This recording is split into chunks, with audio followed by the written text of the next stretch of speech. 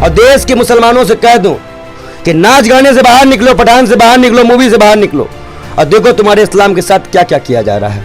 اب تم امتی ہو اور تمہیں تنی سے بھی شرم نہیں ہے اور تنی سے بھی آنکھوں میں آنسو نہیں ہے. اس کو ختم نہ کوئی کر پایا ہے نہ ختم کر پائے گا. تم قرآن جلا سکتے ہو, ہمارے دلوں میں رکھی ہوئی قرآنوں کو نہیں جلا سکتے. یا تو تم ہمیں جلا سکتے ہو, تمہارے دل میں چھپی ہوئی چیزوں کو نہیں جلا سکتے. السلام علیکم, آداب. میں ہوں خلیل فرحاد اور آپ دیکھ رہے ہیں اسلامک ریمائنڈر ٹی وی.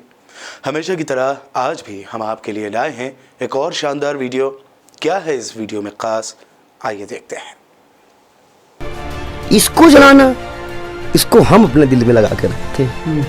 دکھ ہمیں ہوا کہ آپ نے ناٹو دیش میں شامل ہونے کے لیے آپ نے ہمارے قرآن جلا دی. جس قرآن کو ہمارے دیش کے پردھان منتری پڑھتے ہیں سناتنی ہو کر, ان کا ترجمہ بتاتے ہیں, پورے وشو میں قرآن فیمس ہے, ہمارے دل کی لگی ہوئی کتاب کو جلا دیا گیا. اور جن نے قرآن کے ساتھ نبی کے ساتھ گستاخی کیا, آج اس کا حسن دیکھ لیجئے. کوئی کتا کی موت مرا ہے تو کوئی کیڑے پڑوایا ہے. ہم شراپ دیتے ہیں ایسے دیشوں کو کہ یہ دیش فنا ہو جائے, برباد ہو جائے. آج موسیٰ علیہ السلام بھی اوپر سے بیٹھ کے رو رہے ہوں گے. اب آج انہی کی امتیوں نے کتاب جلا دی. شرم نہ آئی ان لوگوں کو؟ ارے دیش کا مطلب, دیش میں ہمارے اللہ پاک کی دی ہوئی چیزوں کو کیوں جلاتے ہو بھائی؟ قرآن کے اوپر ایک بھی شبد برداشت نہیں کیا جائے گا, ایک بھی گھٹنا نہیں کی جائے گی. ہم جیسے سنت بھی ہندوستان سے کھڑے ہو کے اس دیش کا وروଧ کریں گے. مسلمان پٹھان بھی, اسی تو مسلمان کا یہ حال ہے. ظالم بادشاہ سے تو بیٹھے نہیں بیٹھا ہے, پٹھان کر رہے ہیں. مسلمان پترکار بھی تو نہیں بولے ہیں. کہاں بولے مسلمان پترکار؟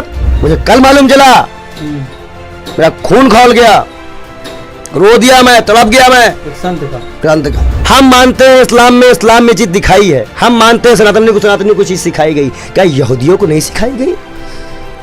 اب اللہ کی بھیجی ہوئی چیزوں کو جلانا شروع کر دیے ہو, اتنے گر گئے ہو.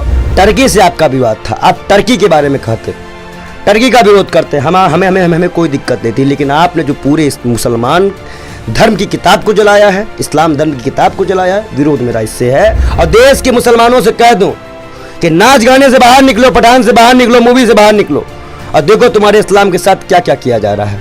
اب تم امتی ہو اور تمہیں تنی سے بھی شرم نہیں ہے اور تنی سے بھی آنکھوں میں آنسو نہیں ہے. اس کو ختم نہ کوئی کر پایا ہے نہ ختم کر پائے گا.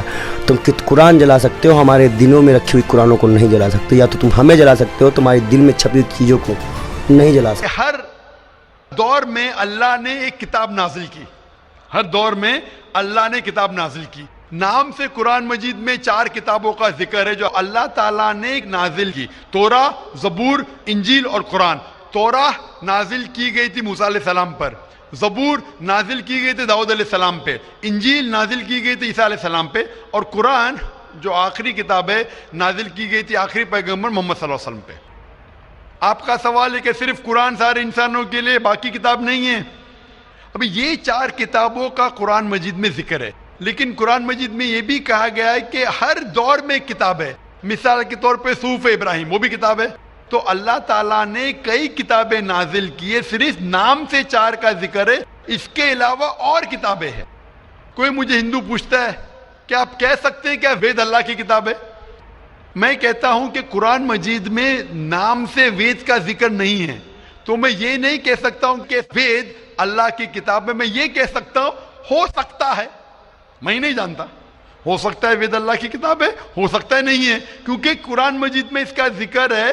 میں 100% نہیں کہہ سکتا ہوں کہ یہ ہے, لیکن میں یہ جانتا ہوں کہ جتنی بھی کتابیں قرآن مجید کے پہلے نازل ہوئے وہ صرف اپنے لوگوں کے لیے تھی اور ہدایت تھی ایک وقت کے لیے.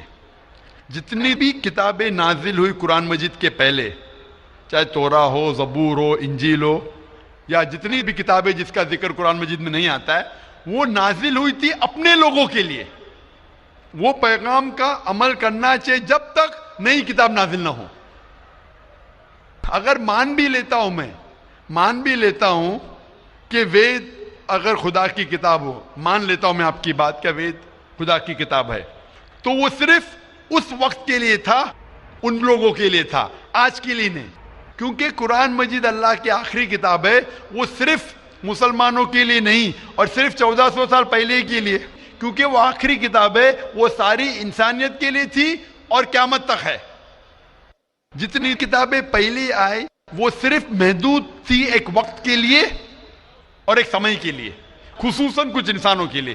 مثال کے طور کے اوپر تورا نازل ہوا تھا صرف یہودی کے لیے, موسیٰ علیہ السلام پہ نازل ہوا تھا جب تک نئی وحی نہیں آئی, اس وقت کے لیے اور ان لوگوں کے لیے.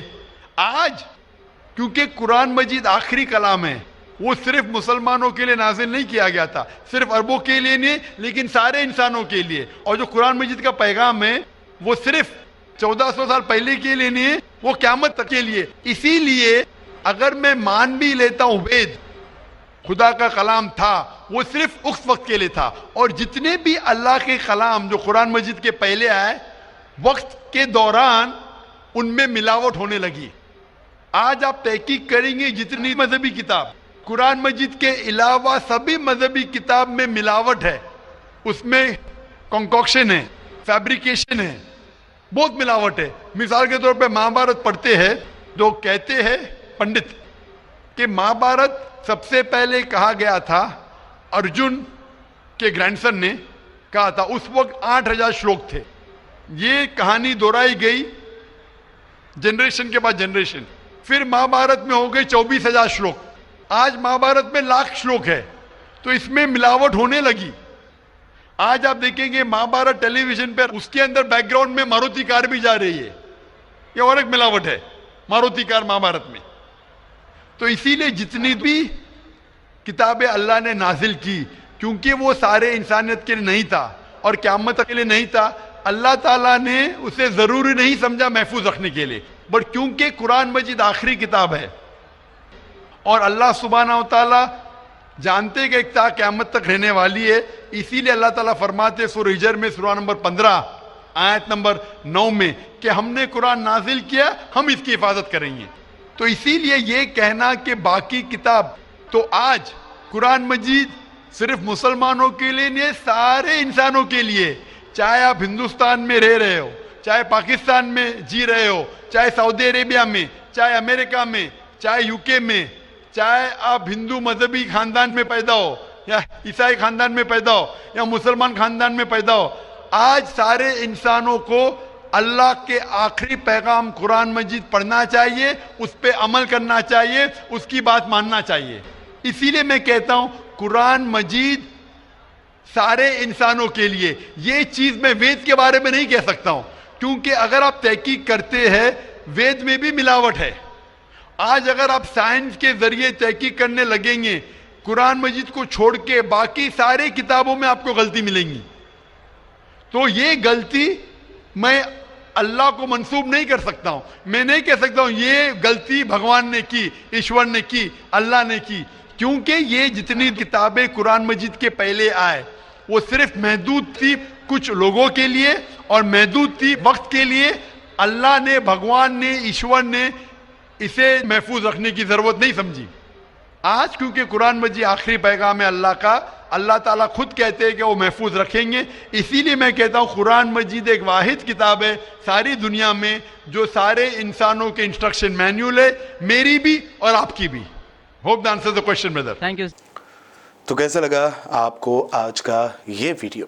کمنٹ باکس میں کمنٹ کر کے ضرور بتائیے گا, اور ہاں ہمارے چینل کو سبسکرائب, اس ویڈیو کو لائک اور شیئر ضرور کریے. ملتے ہیں اگلے ویڈیو میں. خدا حافظ.